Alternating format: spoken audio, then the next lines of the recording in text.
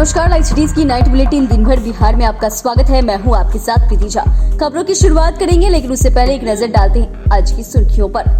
नीतीश तेजस्वी ने किया Shri Ram Janaki medical college अस्पताल का शुभारंभ। अशोक चौधरी बोले, नीतीश से लालू तेजस्वी मिले और खेल हो गया। मंत्रिमंडल फेरबदल पर गिरिराज सिंह का रिएक्शन। दूध में मक्खी की तरह चंद्रशेखर को निकाल कर फेंका, बोली बीजेपी। मंत्रियों के फेरबदल पर चिराग का बड़ा बयान। के पाठक की वापसी शिक्षा व्यवस्था के लिए शुभ संकेत, मांझी बोले। कर्पूरी जयंती को लेकर सियासी जंग, बीजेपी बोली गुंडागर्दी पर उतरी जदयू।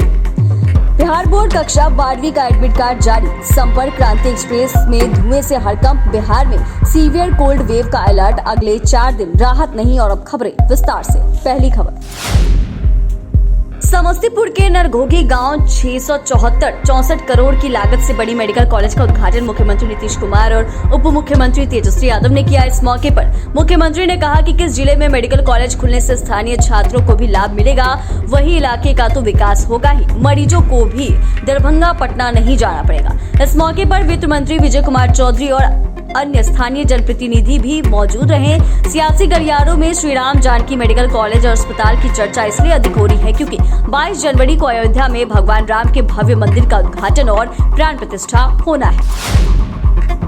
तेजस्वी यादव के खास माने जाने वाले मंत्री चंद्रशेखर का विभाग 20 जनवरी की रात अचानक से बदल दिया गया। चंद्रशेखर को लेकर कई तरह की चर्चाएं हो रही है, लेकिन अब नीतीश कुमार के खास माने जाने वाले मंत्री अशोक चौधरी ने बताया कि ऐसा क्यों हुआ है। मंत्री ने कहा कि राजद कोटे के मंत्रियों के पास कौन सा विभाग रहेगा, इसका फैसला राजद का ही नेतृत्व करता है।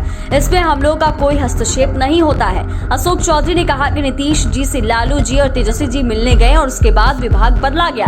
थोड़ा आप लोग भी जोड़ घटाव कर लीजिए, ऐसा क्यों हुआ है। केंद्रीय मंत्री गिरिराज सिंह ने कहा कि कल तक आरजेडी के लोग कहते थे कि लालू जी के दया से नीतीश मुख्यमंत्री बने हैं, लेकिन कल नीतीश कुमार के आगे लालू जी ने घुटना टेक दिया। इसका परिणाम यह निकला कि चंद्रशेखर को शिक्षा मंत्री के पद से हटा दिया गया। ये नीतीश के दबाव की प्रक्रिया है। नीतीश कुमार ने 10 दिन के माहौल को क्रिएट किया है। शायद यह कहना चाहते हो कि मैं मायके चली जाऊंगी, तुम देखते रही हो। लालू जी घबरा गए और दोनों बाप बेटे नीतीश के पास पहुंच गए। गिरिराज सिंह ने कहा कि नीतीश कुमार के लिए भाजपा का सारा दरवाजा बंद है।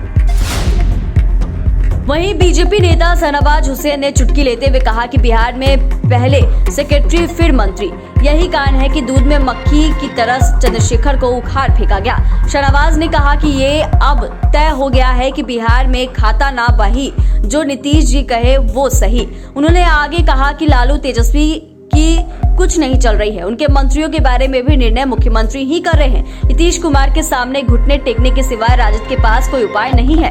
चंद्रशेखर कभी रामायण तो कभी भगवान राम को लेकर विवादित बयान देकर विवादों से घिरे रहते थे। राजद के मंत्रियों के फेरबदल पर चिराग पासवान ने भी बड़ा बयान दिया है। चिराग पासवान ने भी कहा कि यह तो बहुत पहले हो जाना चाहिए था। उन्होंने चंद्रशेखर पर सवाल उठाते हुए कहा कि ऐसे लोग भगवान राम के अस्तित्व पर उंगली उठाते हैं, ये सब बहुत पहले करना चाहिए था। वहीं नीतीश कुमार पर भी सीधे सीधे आरोप लगा दिया गया है। उन्होंने बिहार को बर्बाद कर दिया है। नीतीश की गलती नीतियों की वजह से ही आज बिहार का ये हाल है। शिक्षा विभाग के अपर मुख्य सचिव के पाठक की विभाग में वापसी होते ही बड़ा फेरबदल हो गया। वहीं इस बीच हम के संरक्षक जीतन राम मांझी ने भी अपने ट्विटर अकाउंट पर नीतीश कुमार को धन्यवाद दिया। उन्होंने लिखा कि अच्छे काम की तारीफ होनी चाहिए। के पाठक की वापसी बिहार के गरीबों, वंचितों, खासकर दलितों के शिक्षा के लिए शुभ संकेत है। शिक्षा विभाग को ऐसे ही IAS की जरूरत है। लालू यादव जी का कुनबा नहीं चाहता था कि यह तबका पढ़े। बदलाव के लिए धन्यवाद नीतीश जी। कर्पूरी ठाकुर की जयंती को लेकर बीजेपी और जदयू आमने सामने आ गए। 24 जनवरी को दोनों दलों की तरफ से जयंती समारोह का आयोजन किया जाना है।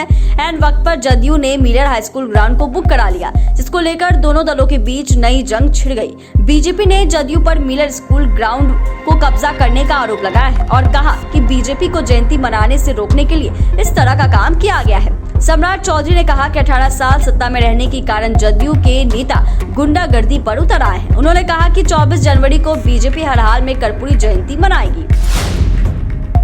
बिहार में कक्षा 12 बोर्ड के लिए एडमिट कार्ड जारी कर दिया गया है। एडमिट कार्ड BSEB की आधिकारिक वेबसाइट से डाउनलोड कर सकते हैं। इस साल बिहार में परीक्षा 12th की वार्षिक परीक्षा जो है 1 से 12 फरवरी के बीच आयोजित की जाएगी। परीक्षा 2 पालियों में आयोजित की जाएगी। सुबह की पाली सुबह 9:30 बजे से शुरू होगी और दोपहर 12:45 पर समाप्त होगी। दोपहर की पाली 2 बजे से शुरू होगी और 5:15 पर समाप्त होगी। 9वीं खबर, मुजफ्फरपुर में दरभंगा से नई दिल्ली जा रही बिहार संपर्क क्रांति एक्सप्रेस में इस वक्त हड़कंप मच गया जब ट्रेन के 2 डिब्बों से अचानक धुआं निकलने लगा। इसके बाद यात्रियों में हड़कंप मच गया। आग लगने की खबर से यात्री सामान समेत बोगी से कूदने लगे। घटना 7 गोरल रेलवे स्टेशन की है। दरअसल संपर्क क्रांति एक्सप्रेस की ब्रेक बाइंडिंग हो गई थी, जिसके चलते अचानक ट्रेन से धुआं उठने लगा था। इसकी सूचना पर अचानक से चालक ने ट्रेन को इमरजेंसी ब्रेक लगाकर रोक दिया। रेलवे की पदाधिकारी ने बताया कि हॉट स्केल के वजह से ब्रेक बाइंडिंग की घटना हुई थी। किसी प्रकार की कोई दुर्घटना नहीं हुई है। बिहार में ठंड से अभी अगले 3 से 4 दिनों तक राहत नहीं मिलने की उम्मीद है। विभाग ने प्रदेश के 19 जिलों में भीषण शीतलहर और घने कोहरे को लेकर ऑरेंज अलर्ट जारी किया है। वहीं अन्य जिलों में कोल्ड डे को लेकर येलो अलर्ट जारी किया गया है।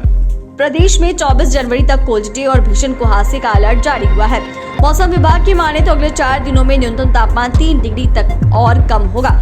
इससे ठिठुरन और अधिक बढ़ेगी। वहीं मौसम विभाग ने लोगों को सलाह दी है और गर्म कपड़े पहनने रहने की बातें भी कही है।